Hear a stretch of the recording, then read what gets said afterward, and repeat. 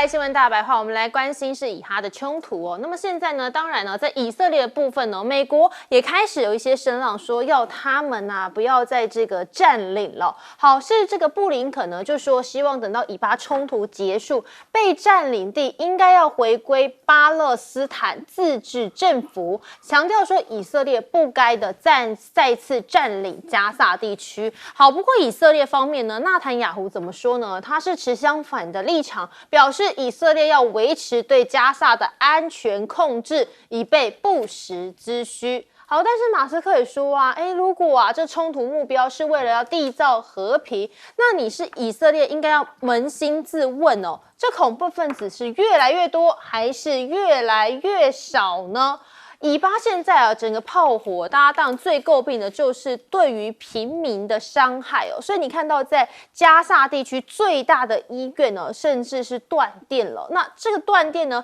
很严重，因为造成有2名新生儿就这样命丧在保温箱内哦。好，我们看到呢，就是这名英国医生呢，他甚至在阅读这个西法医院传来的紧急讯息的时候，情绪是相当的激动哦，因为他一边念。然后呢，他就是开始情绪没办法止得住哦，是崩溃痛哭哦。虽然说呢，这可能呢不是他直接这个来看到这样的状况哦，可是呢，接收到这样的讯息，已经让他足以呢，就是没有办法承受这样的情绪了。那刚刚看到呢，这就是医护人员哦，他们当然呢接收到这样的讯息是非常难以接受的。好，那他们呢也写着这个被以色列杀害的200多名医生的名字和布条。好，那不止他哦，还有呢，现在很多的这人道问题呢，也把矛头指向以色列。挪威的医生呢，也再度的发声了，他说：“你们这些高层的人到底有没有听到无辜百姓的声音呢？”一起来听。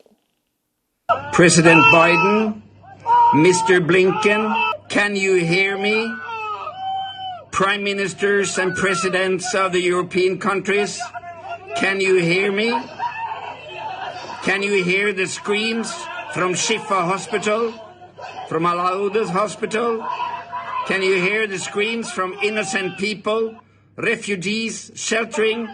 trying to find a safe place, being bombed by the Israeli attack forces this morning inside the hospital? Hospitals that are the temples of humanity and protection. When are you going to stop this? You're all complicit. 好，谁来阻挡这一切呢？当然，这是来自基层呢最想问的问题哦。所以现在我们看到呢，整个事情的发展呢，中东国家他们也开始不想再忍了。以伊斯兰世界，包含阿拉伯联合峰会就口径一致说要求美国要施压以色列停火，那么就说谴责以色列对加萨地区的侵略、战争罪行和占领甚至是政府呢已经犯下了非常不人道的大屠杀了。而且呢，声明草案就要求所有的国家应该要停止向他们出口武器和弹药。而其中我们看到反对声浪最大的，当然就是伊朗了。伊朗总统呢就呼吁穆斯林的国家，甚至应该要直接把以色列军方就定调是恐怖组织了。而且呢，还说毫无疑问美国政府就是这个行动的主谋和最大同盟者。好，那最有趣的是现在这个外媒就大酸布林肯因为他最近不是在中东地区跑来跑去嘛，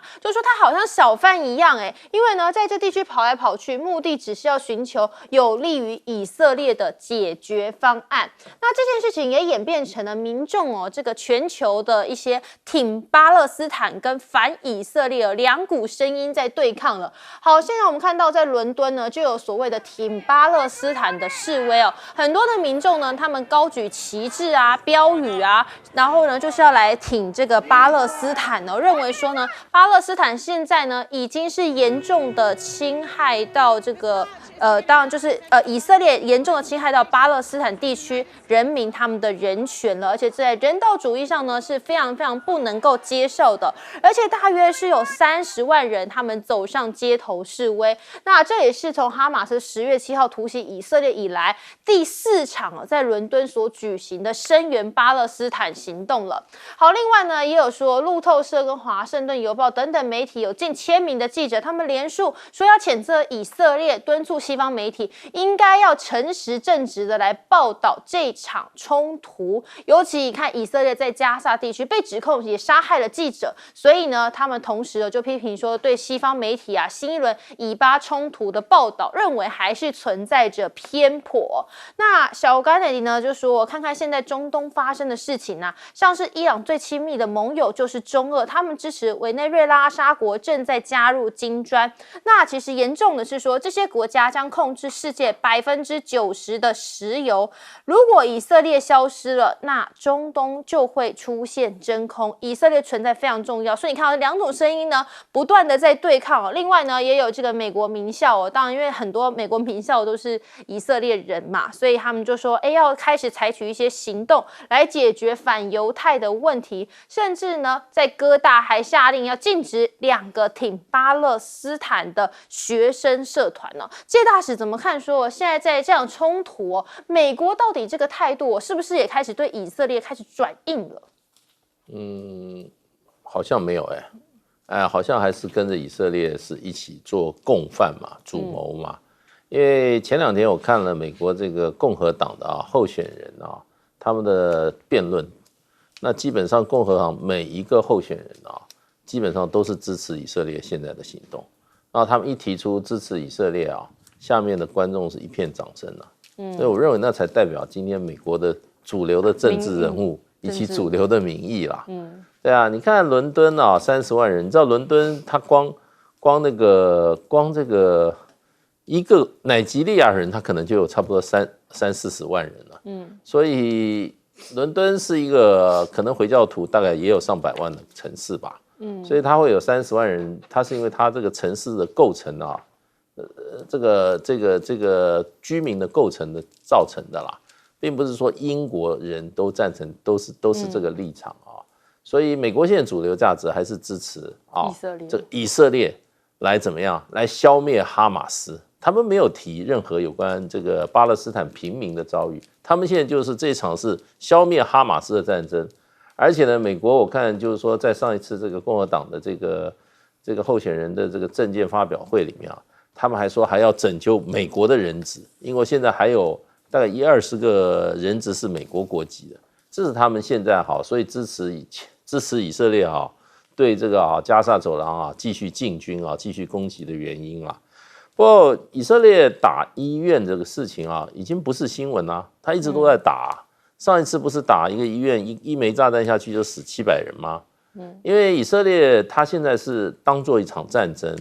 那他认为他要达到军事目的的话，就是消灭哈马斯。他现在认定哈马斯都躲在医院的下面。那这一所西法医院是整个北加萨最大的一所医院，再大它也不过才700床700床就我们台湾那种700床的医院多得很中的医院吧？对，我们就700床的医院。那它最多的时候，你知道多少难民进去避难？有8万名，8万名难民。为什么要到医院里面去避难？一方面他受伤生病，一方面按照国际战争法、国际人道法，不管任何情况，战争就是不能够攻击医院，医院是绝对不能攻击的。可是你看以色列，不要说现在攻不攻击，他过去一直都在攻击要不然那个死掉的200名医生，他是怎么死他在路上被炸死不是都在医院里面被炸死你光医生就死了200名，那病患死了多少？对不对？医院里面医生跟病患的比，那个差不多是1比100吧，对不对？1比80所以你看看他死了多少人在医院里面。可是呢，美国现在连叫以色列停火都不敢讲，他叫暂停它不是 ceasefire， 它叫 pause pause 是暂停人道主义暂停，不叫停火。所以呢，别的不说，美国不断的征兵以色列，而且大批的这种军火弹药都不断的运到以色列。那另外一方面，前一阵子美国的众议已经通过了大概143亿的美国援助以色列的军援，所以不但弹药，不但这个军援源源于途，另外美军也派了大批军力在那边啊。还有呢，美国有说要停火嘛，所以我觉得这个伊朗的总统讲得很清楚啊，对不对？这一场战争美国是脱不了关系的。对，舰长怎么看？美国是不是就是这场战争的最大同盟者？的确是啊。那个我们最令人惊讶的是，11月5号，以色列的文化遗产部的部长竟然口出狂言啊！他说，面对加萨走廊的这个情况啊，丢一颗核弹就可以解决了。那以色列现在真的有核弹吗？你没有核弹的情况之下，你会做这种假设吗？那其实，如果他的文化遗产部其实是一个很边陲的一个部会啊，它不是国防部，他都认为有核弹了。你觉得以色列有没有核弹呢？以色列应该是有核弹的啊，而且这件事情啊，早在2002年就已经被电影给演出来了。对，就已经先被预言了，这就是恐惧的总和。它一开始我们可以看到它的这架战机，它的这中间这个就是大卫之星啊。然后这大卫之星，也就是它其实隐喻的就是以色列那个带着核弹要去攻击中东的某一个国家，但是飞机被拦截了，所以这个核弹就掉在沙漠里头。后来这个核弹实际上就去攻击了美国，这个是电影情节啊。那但是我们这样讲啊，如果无风怎么会起浪呢？为什么那个电影的这些作家他为什么会有这么超凡的一个想象？其实这个就早就是大家的认定啊。可是小舰长要问了，问什么？我们现在对于这个世界上到底有哪些国家应该就是拥有核武俱乐部，中美英法俄，除了这5个国家之外呢，还有印度，还有巴基斯坦，这2个国家也有，还有一个国家也有，但是一天到晚因为这个原因被制裁。这个国家是什么？这个国家就是北韩。那如果说北韩如此被制裁，以色列不需要吗？所以埃尔多安直接讲了，就是土耳其的那个领导人，他直接讲了，现在就是应该直接的进行，就是对于以色列进行核武的一个检查哦。我们必须这么说，2018年啊，中美英法俄还有加上德国这6个国家加上那个伊朗，好不容易签订了所谓的伊核协议。那当初就是因为眼看着那个伊朗，他慢慢的可能也有拥有核武，所以签订这个。结果在2023年，对不起，他在那个2018年，这个川普就已经退出这个协议，然后对伊朗直接制裁。如果对伊朗都可以制裁的话，那对以色列是不是也要制裁？对，同样的标准哦，是不是应该再来？小兵哥，我觉得不管示威抗议也好，或是谴责也好，以色列跟美国基本上都是无动于衷的，他也不会改变他的策略。这些医生的这些呼吁，美国人也不会理了，因为这也不是第一次发出呼吁，已经不知道发出多少次呼吁。然后记者该死的还是会死，医生该死的还是会死，然后这些难民当然更是没人管，所以这个就是在我们眼前上演的事实，这是你没有办法去改变的。那这些伊斯兰国家开会集体谴责，要求其他各国全部不准向以色列输出武器。但是问题，输出武器那是谁？大家都知道，就是美国。那问题是，你们这些伊斯兰国家能够拿美国怎么办？其实也不能怎么办，就只能谴责而已。伊朗叫了很久啦，从一开始说就要发动圣战啊，要支援真主党，要支援这个哈马斯啊。但请问一下，他们到现在动了没？也没动啊。所以我觉得现在就是美国的强大势力压着中东这些国家不敢动。那大家也拿以色列没辙嘛？那可是我觉得以色列自己要去想清楚的是，马斯克讲的其实是值得以色列深思的。你们现在看起来用的手段越霹雳，杀的人越多，其实就是在帮哈马斯招兵。将来这些人长大之后都会变成哈马斯啊，一定的啊，因为这个仇恨越结越深嘛。所以哈马斯是杀不完的啦。你越是这样做，哈马斯的人越多，这就是摆在眼前的事实啊。所以以色列自己要去思考，你这样做的目的到底是什么？你真的能够把哈马斯歼灭吗？你真的能够把加萨整个清空吗？看起来你不见得做得到这件事。那可是我觉得这个小甘乃迪讲的最好笑，他说以色列是美国在中东的航空母舰。请问一下，现在是以色列要完了是吧？看起来好像根本不是，是以色列在打别人，不是吗？结果你怎么讲的一副好像以色列快垮了的样子？这根本把话整个倒过来讲。但是老实讲，这就是美国现在的主流民意啊。美国就是认为说，就是要支持以色列去打哈马斯啊，就是要把哈马斯全部歼灭掉。那现在全世界有任何国家对美国跟以色列这个组合有办法吗？完全都没有。你看中俄也不会选择直接正面跟美国冲突。对以色列，他们也是睁一只眼闭一只眼，基本上就是这样的、所以就是我们全世界人类，大家眼睁睁的看这个惨剧发生，然后束手无策。这个就是发生在眼前的事实。所以我觉得我们每一个人自己都要去好好想一想，联合国到底发挥了什么作用？整个人类平常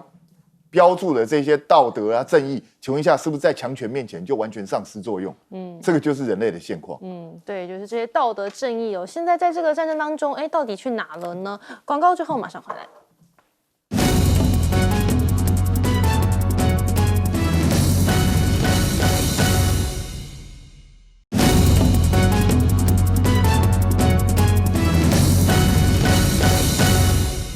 欢迎回来，新闻大白话。我们来看到呢，在这个接下来习拜再会哦，准备就要到了。那么其实先看到这非常有趣哦。那么现在呢，就说习近平呢有一张照片曝光了、是他在38年前，当时还不有名的时候呢，他曾经到爱荷华州来学习资本主义的农业经验哦。那时候受到很多的老朋友热情的款待哦。然后看到这个当时的照片，我们圈起来这个地方呢，这就是习近平在38年前的这个照片哦。好，可是呢，现在呢，拜登又说，在这个参加活动的时候，又似乎是迷失方向了。尽管呢，他之前曾经在年度的健康检查的时候，当时说他非常的好，他身体非常的好。可是呢，他在11号参加这个退伍军人节的活动时候，又再度的好像有一点迷航的感觉。好，但是说到迷航哦，中美的迷航现在3年了，真的能够透过这场会面回归正轨吗？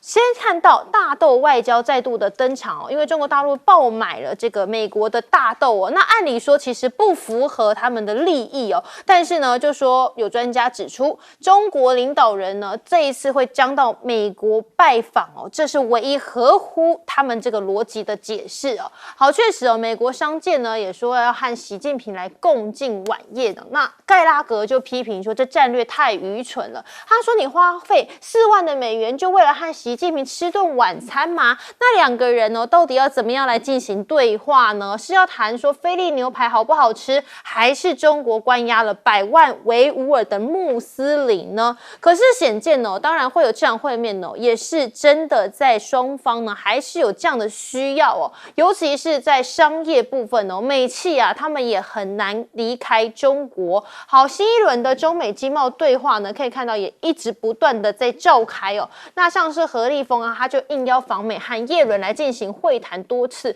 那也一直强调说呢，美中啊不寻求经济的脱钩。经济学人也指出说，拜登的中国战略不起作用，尽管美国采取了一系列脱钩断链的措施来减少对于中国大陆过度的依赖，但是实际上呢，这个依赖还是在的。那你看到在第6届的这个进博会呢，美企也竞相的说用脚投票就是来参加参展的面积呢占企业展面积有1/6。从这样来看，美国所推行的这个脱钩断链去风险化呢，似乎不买账的还是很多。只是这样你可能还没有感觉。我们看到数字上来讲呢，这个 Facebook 的母公司 Meta 他们和腾讯已经达成了协议，明年在中国出售 Meta 的 CR 虚拟实境头戴式的装置。这也意味着什么呢？ Facebook 从过去被封杀以来呢，相隔14年要再一次的踏足到中国市场了。另外还有是特斯拉的上海厂哦，这个产线啊真的是爆满哦。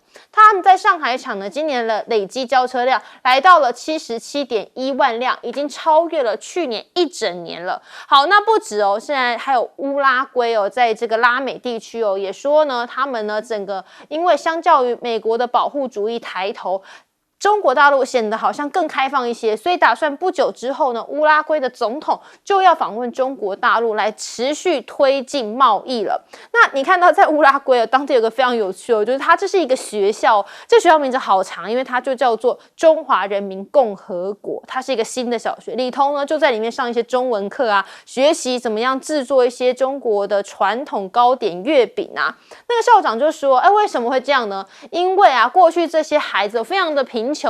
穷到呢，连这个5英里外的海滩都没有去过，但是他们现在的梦想着要前进中国。那今年5月呢，厄瓜多也和中国大陆签署了一个贸易协定成为第27个自贸伙伴。这也是继智利、秘鲁、哥斯达黎加之后呢，中国大陆在拉美地区的第4个自贸伙伴介大使先怎么看说呢？接下来这个习拜再会能够达成什么样的默契吗？对，我想习拜再会，就习近平来讲的话，基本上他在乎的就是台独问题啦。对，这个因为台湾未来的这个半年之间可以说是一个非常不稳定的时期，因为这面临这个政权转换那如果说是这个台独工作者他赢的话，那中国大陆他会面临很严重的挑战。那所以这个未来的这个半年我觉得对中国大陆来讲是很大的这个考验。那他在这个部分，他对台湾他能做的比较少。那最主要，我想他把这个很多重点放在跟美国之间对台湾问题的台独问题的一个共同的一个看法。那他必须要了解美国面临可能台湾未来政局发展的几个方向美方的看法怎么样？然后他也会跟美方这个分享他的看法，那可能采取会什么样的一个做法，因应的做法。那我想他在这个上面是最主要跟拜登要谈成，因为拜登再怎么样，他会这个总统还有1年多的时间了，还有1年多的时间，所以在未来这个说台独问题在台海造成很大冲击这个半年之内拜登都是非常重要的角色。所以我想，其实就其他经贸议题都是很小的问题，因为比如说像盖拉格的话，他也不过就是一个美国众议员，他代表性很小，他是美国众议院有435个众议员，所以他的代表性很小。那美国的真正的国力所在是在他们的企业界那这个企业界，他愿意花4万美元去吃一顿饭，跟习近平吃一顿饭，他愿意会花4万美元去跟这个岸田文雄吃一顿饭吗？或是去跟日本的那个，比如说跟印度的那个什么莫迪吃一顿？不会的。那因为中国大陆提供庞大的市场机会嘛，美国企业希望到中国大陆赚钱那他们当然希望能够跟中国大陆的领导人有机会怎么讲，能够近距离接触嘛。所以4万美元对这些美国企业来讲的话，是他乐意花的。人家乐意花的，你盖拉格你再讲也没有用。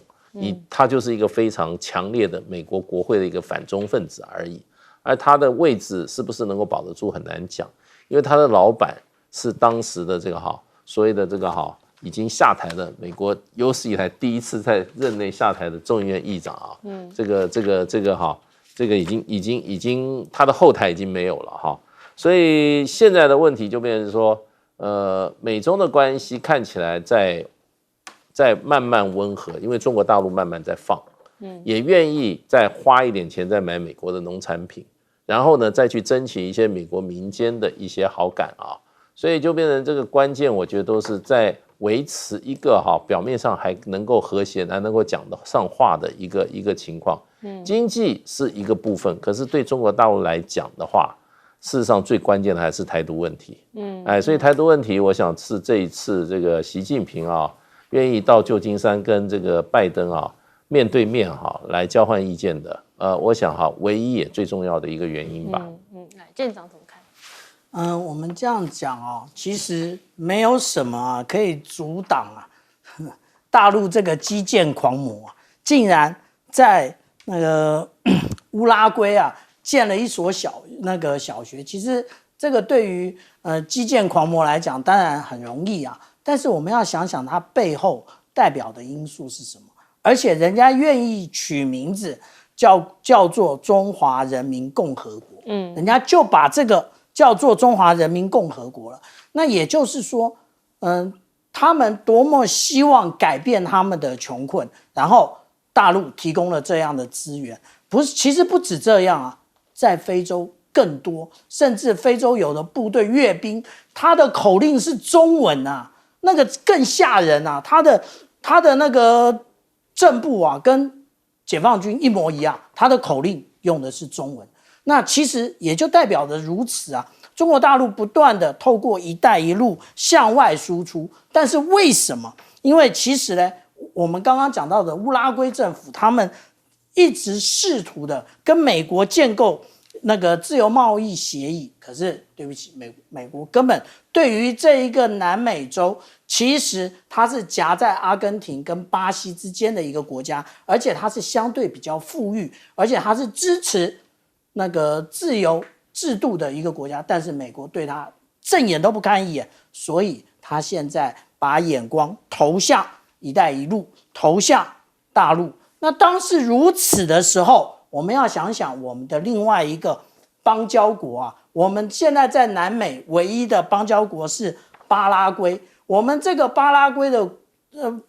友邦，我们要想一想，我们能够提供他们什么价值啊？为什么说这件事情呢？因为事实上来讲，他们当初在今年年初大选的时候，就是风雨飘摇，就是随时说要跟我们台湾断交。然后美国为了帮助我们台湾，才在那个11月10号好不容易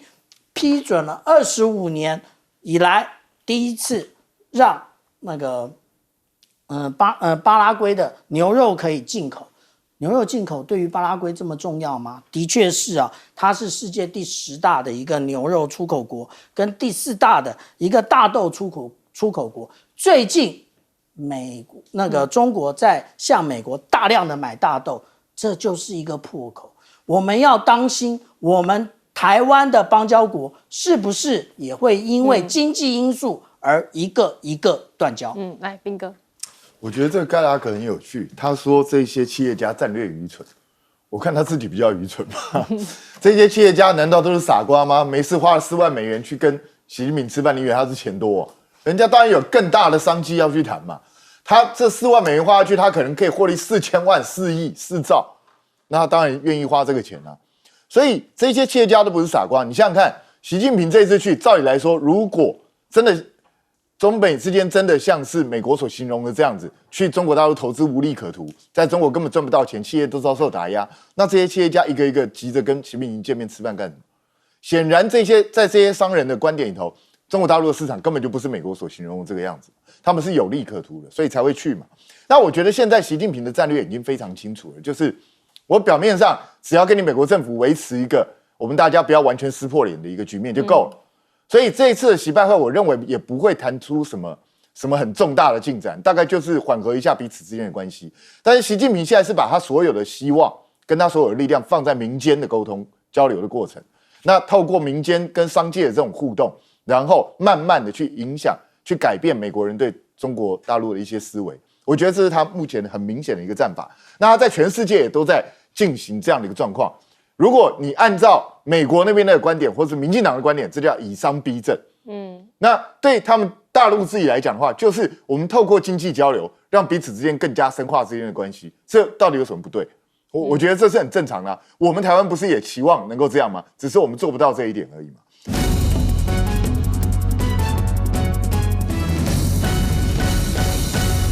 到底谁诚实谁不诚实？这在国际战争里面，当然也是这样啊。刚刚讲到坠机的消息，其实在中东有一件事情引起了国际上的关注：美国的军机居然在东地中海这里坠机了哦。那美方立刻发布了这个澄清说明，重点在哪里？重点在于说，这个不幸事故纯粹训练，跟任何敌对活动无关。那当然在怕什么？就是担心被说这个坠机事件是跟所谓的伊朗或者以色列或相关的中东的冲突有关系啊，那这样怕会扩大战事，所以他强调只是没有任何卷入地对活动的事件，但是到底这个机型是哪一款，还有相关的内容、时间、地点这些都不知道，连伤亡人数都不提供，到底为什么要这么神秘呢？当然，美军在地中海这边的布局有了福特号航母，有2艘这些攻击舰哦，当然也还有核潜舰在这里看守着，希望相关的战事不要有蠢动啊、扩大啊这样的状态。所以呢，当然紧贴黎巴嫩的叙利亚这里也发生11月8号死神无人机被也门攻击击落这样的消息。美军出勤 F-15去炸叙利亚的报复基地，也是一样有相关的攻击，他认为要回击哦。所以现在伊朗联手阿拉伯地区要反以色列的氛围现在越来越烈了。阿拉伯、以色列、伊斯兰的联合峰会已经正在举行当中。伊朗总统莱西说，我们要亲吻哈马斯的手，他支持哈马斯，呼吁穆斯林国家以以色列军方定调为恐怖组织，就把它倒过来去说，以色列才是恐怖组织。沙国王储说，对我们的兄弟巴勒斯坦发动野蛮战争，沙国予以坚定的谴责，断然的反对哦。那土耳其更是直接讲，以色列正在拿加沙的婴儿、儿童跟妇女开刀，这已经正在联合一种氛围，但能做什么呢？以阿尔及利亚为首的几个阿拉伯国家统统主张以色列要立刻断交，但还是没有办法，远水救不了近火啊！实际做法是什么呢？看到的是加萨这里的医院哦，传出来的新闻消息。新生儿出生之后，在保温箱里要保护，但是因为缺燃料，没有电，新生儿就直接死在这个婴儿的保温箱里头。这个医院已经有40位新生儿，1人死亡，多人命危，没有电，没有医疗资源，这就是在加萨地区现在目前发生的状况。医疗物资还是进不去，而传出加萨医院被攻击，有婴儿丧生的消息，以色列就强烈反击，说都是假消息，他们没有攻击这些医院。先前有承认过的是承认过，但这个他不承认。那所以加萨医疗崩溃的问题被形容是每10分钟计算下来就有1个孩童死亡，这是多么可怕的人间炼狱！美军参联会主席布朗说，加沙平民的伤亡只会催生更多的哈马斯，因为这些孩子死只会有仇恨促成的仇恨，更多的哈马斯会产生。马斯克也跳出来了，企业家他说，杀害孩子只会培养出更多的哈马斯。那么以色列坚持要接管加萨吗？即使美国在相关的官员一直提出来说，要2国制不要你去控制跟监管，但是纳坦雅胡坚持。今天军事行动仍然持续进行当中，包括在地面战。他说，消灭哈马斯之后，以色列不会支持巴勒斯坦当局继续领导加萨哦。意思是什么？我要接下来管吗？而巴勒斯坦总统阿巴斯在这场可怕的大屠杀爆发后30天，没有谴责哈马斯，所以他要求巴勒斯坦人不能再被相关的政府所领导。那谁来领导呢？是以色列直接要占领了吗？以色列现在也爆发了开战以来最大的示威潮，群众聚集在特拉维夫，呼吁停火、释放人潮，成千上万的抗议者聚集在首都这里的画面，要求释放人质，要求以色列停火。纳坦雅胡政治生命是不是也受到了很大的冲击挑战？不止在以色列这里，最挺以色列纳坦雅胡的美国总统拜登，他的铁票区也发生了抗议行动。来看看画面，这个抗议行动是针对拜登而来的，这是拜登的老家德拉瓦州。他们声援加萨的抗议者包围拜登老家，高喊不停火、不投票。所以，如果你继续在支持以色列这样子的行为的话，他们11月投票的时候会记得。这个地方呢，叫做德拉瓦州，是从1992年以来至今全部都投给民主党，被称为从来没有翻盘过最坚定的。对，拜登的州他最坚定的一个支持的区域，现在也出现了大规模的抗议行动。亮哥，当我们在看这一场战争，当然一直说想要停火、暂停各种模式，显然就是没有办法嘛。对，不过有一些动作正在升温比如说你说那个阿拉伯伊斯兰峰会那这个是伊朗总统第一次去沙特阿拉伯开会那他们有做一个决议了那其中有一点就是禁止外面任何国家提供以色列弹药，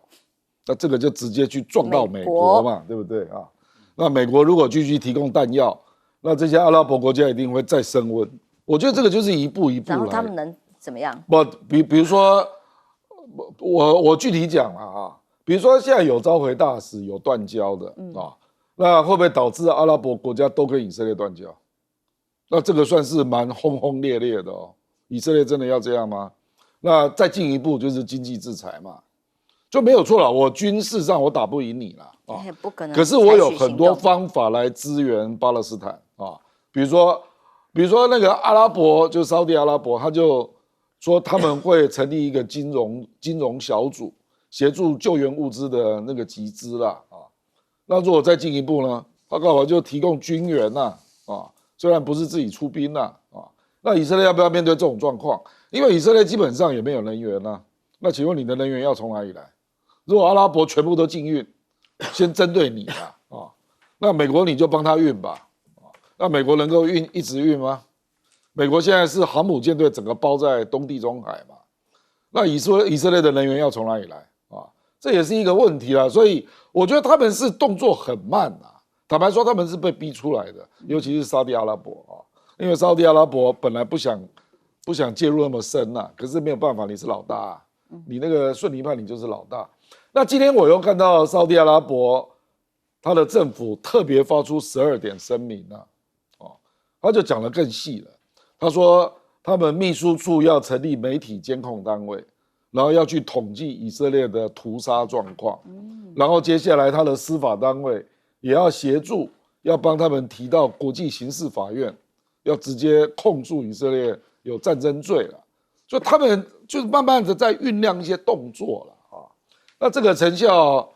真的不知道，可是我认为会给美国压力了啊，因为美国坦白说，包括白宫内部、国务院内部，公务员的反对的声音越来越大啊，然后拜登自己的民调也在下跌啊。那目前有2个矛盾已经出现了，就是美国跟以色列的不一致啊。第一个就是，请问离开了巴勒斯坦人在战后可以回来吗？我不认为以色列同意了，那这个会是很大的争议哦，因为以色列现在看起来是要把北加沙清空，那他都会认为说，你的巴勒斯坦人要回来，搞不好里面都混着哈马斯啊，可是你能这样吗？你可以占领，然后不让人家回来吗？这是第一点啊。那第二点就是那个新的政府怎么成立？因为美国是主张巴勒斯坦自治政府回来嘛， 对不对？以色列反对，以色列说他要自己成立，然后他说，所以他说他这样才能够维持安全啊。可是就意味着他那个军队不会撤离嘛，因为他认为唯有以色列的军队留在现场，才能够确保那个地方的安全。这个一定跟所有的国家都抵触了啊！所有的国家，阿拉伯国家、中国大陆啦、俄罗斯啦，在联合国一定强力反对。你怎么可以占领呢？而且布林肯第一时间也说以色列不能占领。我认为这个矛盾会越来越严重。将军怎么看啊？现在虽然沙特阿拉伯相关的其他的国家要站出来相挺，可是这个战事仍然持续非常激烈的进行当中，以色列一点都没有要停手的意思。对，以色列将来面对的压力会越来越大，其中我们知道包含240个人质，这人质的家庭他都给政府压力，因为怎么讲，先把人质救出来再说，先不要急着要在地面战呢，继续扩大战果，那他内部的这个以色列社会的压力会越来越大，当然就回馈到那个纳坦雅胡压力也会越来越大。他现在的有78%都要纳坦雅胡下台啊，所以纳坦雅胡在军事上的作为他会更积极。为什么？为了他保住他的位置，越在战争状态、在紧缩的状态之下，纳坦雅胡能够坐到总理的位置会坐得越稳。他的想法是这个样，我们来推测。第二个，我认为国际的压力会越来越大，你包含22个阿拉伯联盟，那22个阿拉伯联盟扩大出来的话，变成48个穆斯林的国家，都会给以色列这方面压力，外交压力也好，断交压力也好，撤回大使压力也好，都是以色列的必须承担的政治压力。而且美国未必会将来跟以色列会不会完全同步？因为什么？因为美国内部也要面对它内部的压力，这些穆斯林的国家，它也会支持巴勒斯坦，那对也会反犹太。虽然犹太人在美国境内的财务的这个财力很雄厚，媒体的控制也非常的庞大，还有这个影剧的这方面的影响力也非常的广阔。但是问题是，这个阿拉伯人很多，会形成这样。那这样的话，他就会内部的压力，因为明年的美国大选也要面对，民国现在就要开始了嘛，因为这是明年年底的事情。第三个，我认为啊，纳坦雅胡现在对这个北加沙地区有这种地毯式轰炸完毕，3万公吨的炸弹炸到那边了，他已经灌水看起来现在效果有限，断水断衣，现在又进地道陆战部队进去，对，这整个这样子，他这样这个杀入了11000多人，已经严重超过了比例原则，超过了嘛，6倍多了嘛。而且这里面这11000个人有4000个是儿童，所以北加萨变成儿童屠宰场，你变成婴儿屠宰场也好，儿童屠宰场也好。对世界人权，你已经犯战争罪了，不是巴勒斯坦犯战争罪，你以色列也严重战争罪跟人类罪，你都这样都不对，因为你超过太多的比例原则，超过6倍了，你最起码要有一个标准。那你现在还要在这边做占领，占领之后，以后可能就是他现在变成将来是半接管，有点像约旦河西岸半接管，将来变成全接管。你这样的话，阿拉伯世界它会怎么样？22个国家会怎么样？一定会出面干涉。所以这个样子，以色列将来面对的整个的可能军事上很顺利，但是在国际政治上，还在国内的社会的稳定上面，它会面临相当大的压力。你觉得这样顺利也很难讲，因为那个地道现在没有突破嘛，那也没有办法把人质救出来，怎么样叫顺利？就是把它占领了，变他的土地就要顺利了嘛。左教授怎么看？其实我觉得现在美国的这个下一步的动作是最值得关注，因为美国是最能够影响以色列的国家，而在这个沙烏地阿拉伯举行的这个阿拉伯的峰会他们也一致的就是谴责美国认为说美国没有扮演好他应该扮演的这个角色。那我们现在美国到底在做什么呢？第一个，我们最近看到美国有一些变化。第一个就是说，我们看到布林肯本人，因为布林肯本人是犹太人那他都公开说在加沙死了非常多的人。所以也表达了他对于这场战争的一个忧心跟他的一个很微弱的反对。但是我认为在这个幕后最关键的行动是这个美国中情局的局长这个 William Burns， 他现在他是等于是代表美国出面去协商人质释放的问题。他们现在在谈，就是说其中有12个人质，包括6个美国人质，现在是不是有可能第一波释放出来？那现在哈马斯是说，他们当初去俘虏这些人质，他们俘虏的只有军人，那其他因为还有一些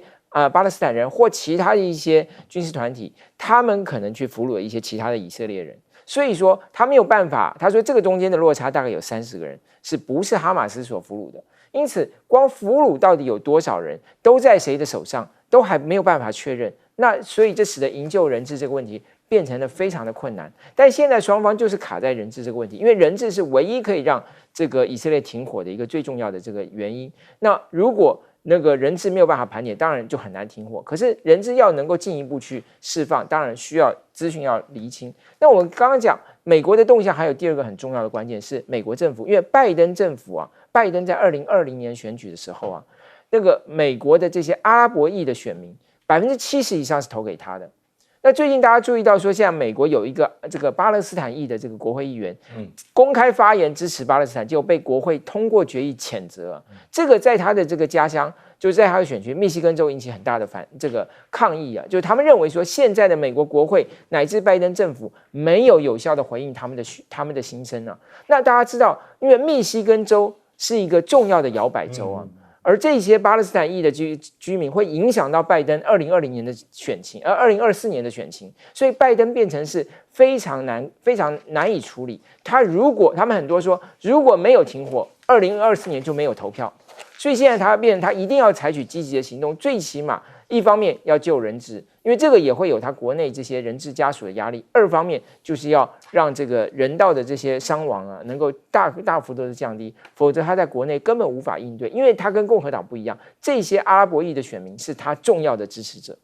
美国其实现在自顾不暇的原因也很多，马上就在这个礼拜要登场的就是 APEC， 在旧金山，马上就要拜习会了但被形容说这个是鸿门宴吗？当然有很多媒体的报道用这个标题， CNN 还特别报道说，为了迎接 APEC 跟拜习会旧金山进行了一场很特别的全程清扫，是平常没有在扫嘛？但这一场大清扫扫掉了什么？让很多的民众都觉得不可思议的是说，动用了高压水枪清洗之后，困扰城市很久的瘾君子，我们上次之前不是看过影片嘛？这瘾君子在路边逗留、游走、滞留的这个画面，流浪汉问题皆有的问题，全部奇迹式的消失了。那在这个礼拜之间都不见了，不知道可以维持多久？居民们在问。那当然 ，APEC 拜习会的展望是相见欢还是鸿门宴？全球的媒体都在关注。以巴冲突呢，造成了 APEC 相关的成员对以色列的态度非常的两极，其实比例是很悬殊的。但是还是美国说了算吗？那么参加 APEC 峰会的21个来自各自不同的政治立场的国家，拜习会对美国来讲是外交上如果没有成果是挫败的话，那更不利于拜登的大选呀。所以这样的一个两国的抗争还是对话啊，都变成一场美式鸿门宴。这个是媒体的分析报道。那何立峰现在正在马拉松跟美国的官员会面当中，叶伦他跟叶伦见面谈了长达10个小时，跟经济首长见面，当然重点就在于经济啦，是美债吗？还是有相关科技的管制的议题有没有办法松动呢？这10个小时谈话里说了同意双方的美中经济是不脱钩的，还要加强沟通的，所以有没有可能不抛售美债了呢？这一点当然还是个问号。但无论如何，美国经济也是岌岌可危，有很多的信评都在降等，其中为全球3大信评机构唯一一直长期给美国 AAA 3个最高信评这个指数的穆迪，现在也降等咯，把美国的信评展望从稳定降为负向，主要是因为政府的偿债成本大幅增加，债务太多了，一直在举债啊，还有深根蒂固的政治两极化变动太大，造成了整个政府的风险。那个美国副财政部长还特别跳出来说，绝对不认同穆迪，美债是世界最安全、最具流动性的资产。但问题是来啦，那美国国会政府又要关门了吗？他剩下1个礼拜的时间，好不容易记得吗？当时上次议长下台，就让整个案子过关，继续展延。但这个只是暂时的过关。现在新的众议院院长又提了法案，要分阶段关门吗？马上这个礼拜，除了面对 APEC 之外，还有美国政府资金到底国会预算能不能通过的问题，两党能不能达成共识？否则1个礼拜后又要面临关门危机。当然，美债是美国的经济很重要、能不能稳定的基础哦。但是，是不是有人不让中国抛美债？这个叫阴谋论。但因为中国工商银行啊被黑客攻击，被迫人工结算，美国国债好几天就让你慢一点抛吗？不知道。但总是有阴谋论，刚好在谈判的过程当中，那中美科技对抗。在华为的部分，为了要突破很多的关键技术，悬赏880万，被说是事关存储数据的2大技术很难突破，需要一些方法来突破它。其中2023年设置了2个奥林帕斯奖5个帕奥林匹4先锋奖，干嘛呢？就是要征求更多的技术。每一道题如果解出来的话，技术难度、困难度可以颁发到440万奖金，当然是为了希望在这个突破口里面找到科技的出口。那么涉及专利侵权这件事情，又有一家长江存储又在美国被起诉那长江存储已经起诉美光科技跟全资公司的这个美光消费产品理由是侵犯其8项在美国的专利，倒过来了，对不起，是大陆的记忆体公司去控告美光相关的这科技战官司诉讼也在进行当中。还有 NVIDIA 当然会中国各种管制里头特别量身打造的3款芯片，有没有办法得到美方的放行呢？美国收紧相关的政策之后，出口的限制不到1个月之内，那又继续 NVIDIA 提出了各种的反应，做实质的松动，有没有办法绕过制裁，也有待观察。亮哥来看看 APEC 要登场最新的几个发展。我觉得实质性的共识非常困难基本上中国大陆最后决定去，主要是要摆出一个负责任大国的姿态了尤其这个是 APEC， 所以他可能会在里面也跟有一部分国家做峰会场边峰会那主要是要稳住这个盘就说这个我们2大国不会闹翻局不会破那大家还是可以好好的发展经济是要传达这个讯息所以一般大家是把它理解为解冻解冻就是说恢复各种对话的机制因为从川普2018打贸易战以来，因为中美之间本来是有100多个对话机制那这个是中下层的官员那很多都停了那这个就是要恢复那些对话机制。那当然美国最希望的就是恢复军方的对话机制那这个有一个地方也许可以展现啊，就是接下来有这个东盟，就是东协的防长会议。那中国已经确定经委副主席张又侠会去啊，那美国 Austin 也会去，所以他们两个会在这边有互动啊。那个就是一个 test 吧，就是说，哎，军方到底有没有恢复双方那个1对1的一个对话啊？我认为基本上大概正向的就是对话机制的恢复了，各种领域的啊。那至于那种大标题的什么啊，中国决定会承诺说我们不会再抛售美债，这绝无可能啊，怎么可能？就好比美国也不可能承诺说我不再做科技制裁，这个通盘性的这种政策的宣示是绝对不可能的啦。那顶多只有那种比较没有争议的啊，比如说气候变迁的议题啊，我们会维持合作啊，因为毕竟美国是人均排量最高嘛，那中国大陆是总排量最高嘛，那你们两国不在气候变迁做合作，那全世界怎么办啊？哦，这彰显自己是负责任的，所以像这种议题大概就会承诺了。那美国的芬太尼反毒啦，这个可以合作了啊。绿能的合作这有可能啊。可是中国大陆更比较清楚的是找到州的合作，也不一定是跟商务部的合作了啊。所以我认为商务部啊，还有这个财政部啦，这个坦白讲只是恢复沟通而已啦。那至于具体的经贸合作，它反而会在州举行啊，比如说加州啊，或者10月31这个中粮集团去了爱荷华州啊。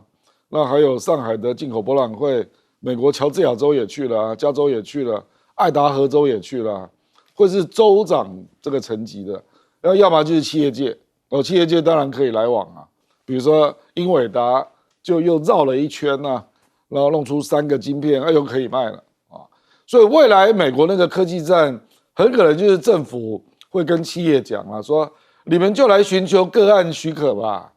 或者是个案豁免啊，以前就这样干啊，那我认为未来也是如此。可是政府不可能去说我们科技战结束了，不可能啊。连放松现在看不到，他不会这样宣示啦。可是你那种个案申请的豁免啊，或者是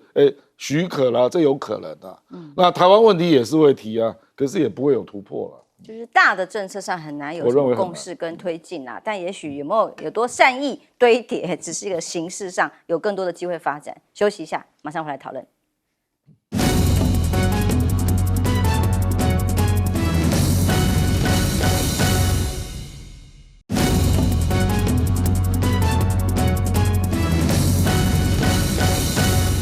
欢迎回来 ，APEC 本周马上就要登场了，可以有什么进一步的成果吗？外界有怎么期待？周教授，好，首先我们看这一场峰会，其实主要美国方面主要是希望能够稳定美中关系嘛。那因为事实上，美国自己的这个一些民调机构也做出调查说，美国70%的人都不希望美国跟中国大陆之间发生军事冲突。那所以特别在明年美国进入选举大季的这个之前，当然拜登希望能够稳定双方的关系。那从中国大陆的角度，当然希望经济上有所突破。所以你看，这个他现在在会前会派的就是何立峰跟叶伦来谈。那谈的是什么呢？包括关税的问题，包括对大陆出口管制的问题，也包括什么呢？大陆到美国投资的这些问题。那到底有没有成果呢？根据人民日报做的一个报道，因为现在会谈已经结束了嘛，人民日报大概做的是第一个。就是不会再有不会让紧张升高，也就是说呢，他要确保的是未来不会有新的制裁行动哦。这个其实我认为这个讯号是非常重要的，就是说对于现在是不是能够马上降低，马上去移除这个既有的制裁，我觉得大概已经不抱幻想，而是说最起码未来不要有新的。第二个就是双方能够就是说不要脱钩，不要脱钩主要意思是什么？就不会对双方的投资进一步的限制嘛。那当然第三个比较重要的就是双方有一些具体的合作，包括什么呢？气候变迁，包括什么呢？包括所谓的国际金融的稳定啊。但因为其实现在美国这个，因为它美国升息，所以说这个人民币的价格支撑变得很吃力，所以这个反而是过去美国都希望人民币不要贬值，但现在反而是这个中国大陆希望美国这个整体这个货币环境不要让人民币面临那么大的贬值的压力。好，那回来再讲一下这个美国国债的这个问题。现在主要就是这个新的这个议长啊 Johnson， 他现在提出了一个新的方案，但这个方案呢，其实当然就是要进一步去削减预算嘛，因为共和党要求的就是说，你要这个通过这个预算案，你必须要削减预算，那我才愿意接受你。可是他这个削减预算的方案就不可能通过，得到民主党的支持。可是没有民主党支持，他可能又很难通过。所以他整个问题为什么最后变成所谓的2阶段，就是原因就是卡在这里。就是说，其实过去的麦卡锡跟现在的强生都是一样的问题。就共和党他这边他是非常激进的，激进的共和党人声音非常大，影响力非常大。他的重点不在于美国有没有一个政府预算，他的重点在于选民有没有听到他的声音，有没有展现他的一个捍卫所谓的小政府的立场。所以这才使他们越来越难做。休息一下，马上回来。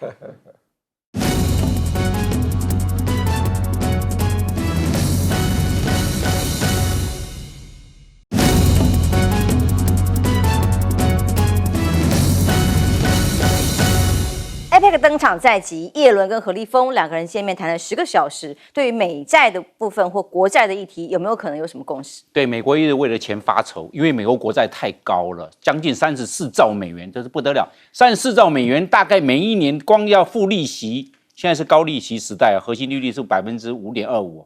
你光付利息每一年都要付1兆。但是美国问题是美国的经济每一